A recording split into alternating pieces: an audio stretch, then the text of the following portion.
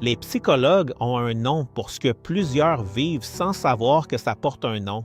La catastrophisation, c'est la tendance du cerveau à prendre une petite incertitude pour en faire le pire scénario possible.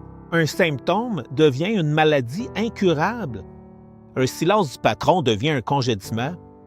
Une chicane devient la fin d'une relation. Et tout se passe dans l'esprit à 2 heures du matin avec une intensité qui semble tout à fait réelle.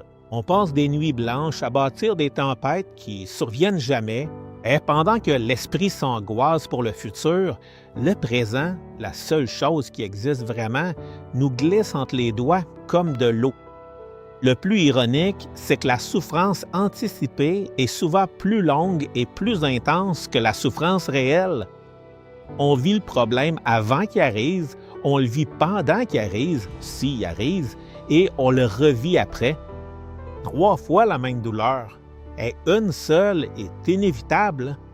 Jésus l'a vu chez ses disciples et l'a dit sans détour, « Ne vous inquiétez pas pour demain. » Pas comme un conseil de croissance personnelle, mais comme une invitation à faire confiance à un Père qui sait déjà ce qui s'en vient et qui est déjà là.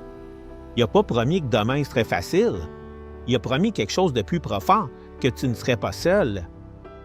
L'avenir ne t'appartient pas, mais il appartient à celui qui te connaît par ton nom, qui a compté tes cheveux et qui n'a jamais cessé de te soutenir. Hey, ce n'est pas juste une belle phrase à mettre sur un mur.